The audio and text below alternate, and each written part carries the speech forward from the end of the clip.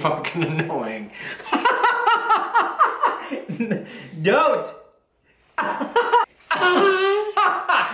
You just honked. So, don't fuck with me. Alright, time to go. Ah! That's what My you did that to me on the last video. Alright, truce. Truce. Truce. You can cry. You did that blatantly in front of me. You can. Alright, talk to the camera now. We're talking about how we're gay, why we're gay, how we came out. Alright. We don't know how we're gay. We don't know why we're gay. Let the scientists worry about that. All I can say is, I was born this way, baby. Oh god. Tell everyone how you became a raging homosexual. This is our coming out video, although we're already out. We're gonna tell you how It all went down. we came out. A lot of people have been asking for us to talk about coming out. At first I was a little like, I don't know if I want to talk about this. That's not for me. But I feel like we should talk about it. I guess I'm gonna start. Do you need your own camera? I Do you need have space? to scoot forward and I need to scoot You left. need to suck it in if you're gonna wear a shirt with a giant hole in it. They can't see my giant hole. Stand up and show the people. Suck it in, dad body. Suck it in. Look at my shirt. Curvature gives it away. We're gonna talk about coming out. To the world. To the world. So ask me. Who was the first person that you told you were Stop. gay? Who's the first person I told that I was gay? I think it was my cousins Misty and Crystal.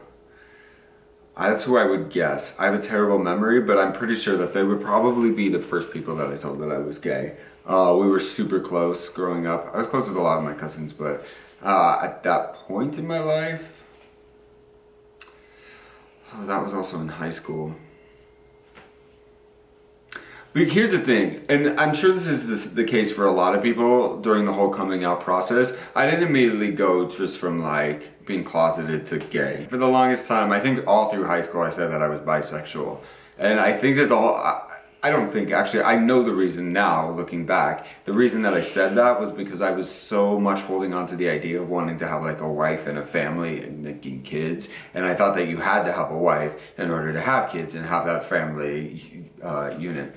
Obviously now that's not the case, so all through high school I said that I was bisexual and that I liked girls, but I didn't really like girls.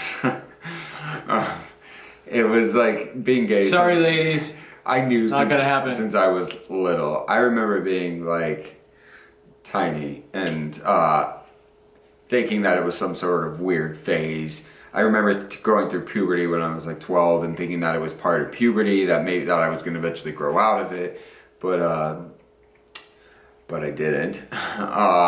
So I didn't actually come to terms with the fact that I was fully gay, I think, until maybe when I was like 18, 19.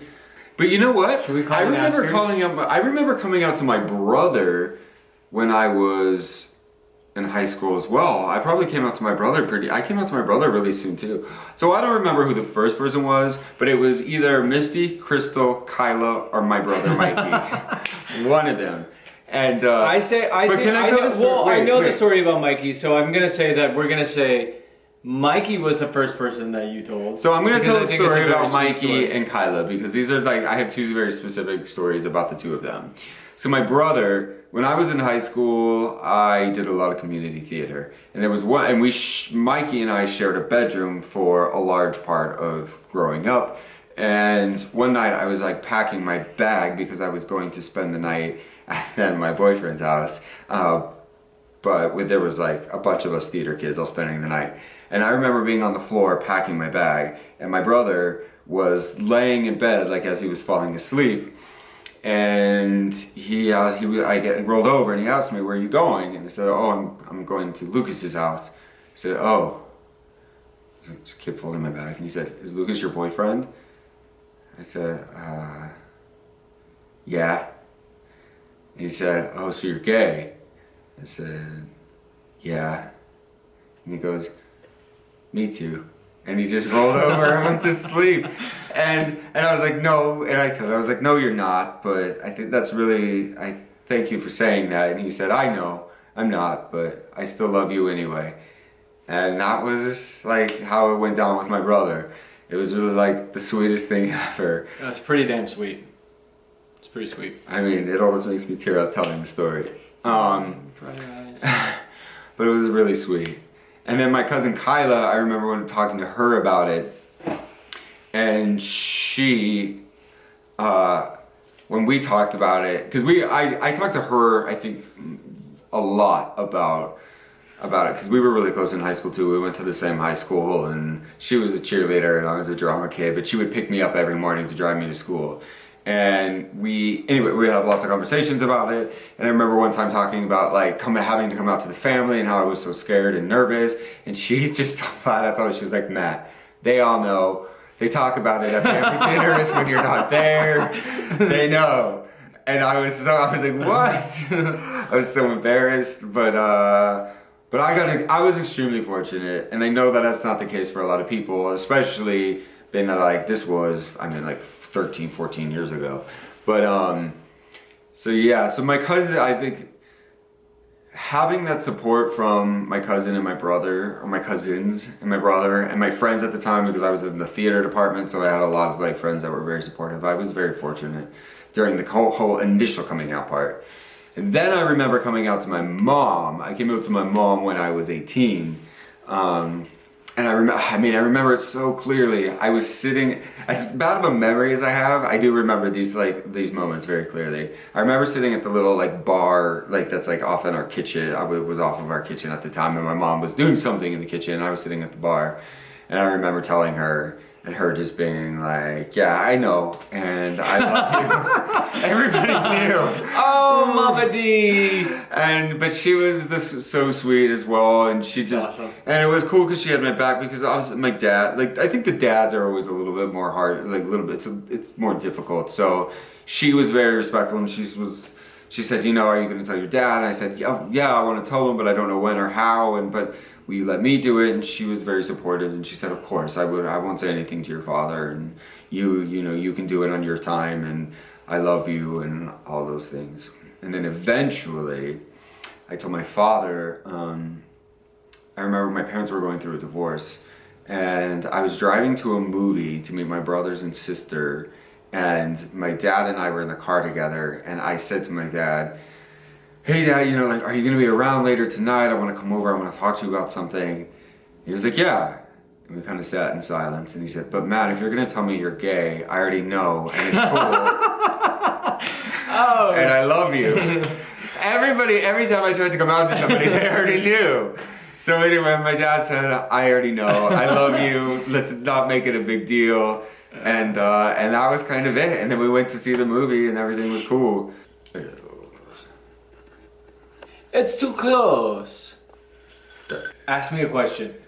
Ask me a question. Ask me. Hey. Alright, we're back. So that was my coming out story. Blue, why don't you tell us your coming out story? My homecoming? Your homecoming story. Homecoming? Your coming out story. I actually went to homecoming with this girl named Kim. She was awesome. I had a little crush on her. She had blonde curly hair. It was just around the time that Joan Osborne, One of Us, came out. And if you guys don't know that song because you're so young, go listen to that song. You should know that song. What if God was one of us? Just a slob. But she had curly hair like Joan Osborne. I hot glued some gold ribbon, some gold stuff, ribbon, thread, down the side of my tuxedo pants. I wanted to look like Elvis, but that's why I'm telling this story, because if you didn't know then, if Madonna didn't give it away, Mom, she definitely suspected as I was growing up. Yeah, I do. But when she was one of the first people, I mean, I told other people. Who was the first person you told that you were gay? I mean, the first person that I remember that I told, right? I remember calling my mom and just kind of breaking down because I needed somebody to talk to. I felt so lost and I was sad. There was like a moment of silence. She didn't say anything, and she, I don't know, she was supportive, very supportive. But there was something in the conversation that made me think that she kind of knew. But what she did say, that I've actually never confronted her about, is that she did tell me she wouldn't tell my dad. And 2 days later, my dad calls me and says, so I just talked to your mom, and I just want you to know that I love you and accept you for who you are. I've always loved you. I always will. But do you think that probably made it easier because then you didn't have to actually have that conversation? No, absolutely. Like, my mom did the right thing. Like, she knew. Who knows what the conversation was between the two of them that led her to say that? She probably, like, in the moment could have been like, listen, he doesn't care. Are you kidding me? My mom hung up the phone. My dad was sitting next to her. She's like, so guess what? Guess who just called me? In here. Guess who's gay? What about your grandmother? Oh, I did tell my grandmother. There is a songwriter named Franny Goldie. I was talking to Franny one day, and she said to me, she said, Blue, no relationship that you ever have is going to be meaningful unless you are 100% yourself. And only then, if that person truly knows who you are, is that relationship authentic? And only then is it true?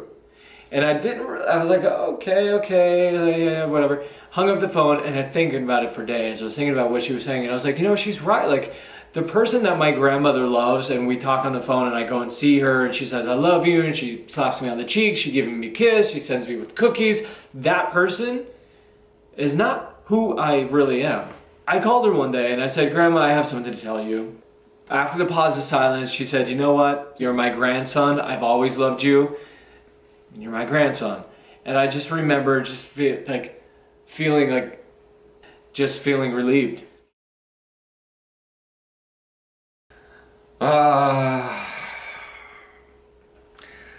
So that's her coming out story. What's yours? What is yours? Tell us your coming out story. And if you're not out, we got your back.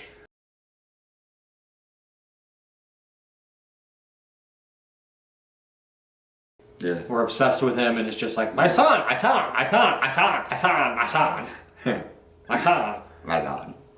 They ask about my wife. I don't have a wife. I have a husband. And fuck you if you don't like it.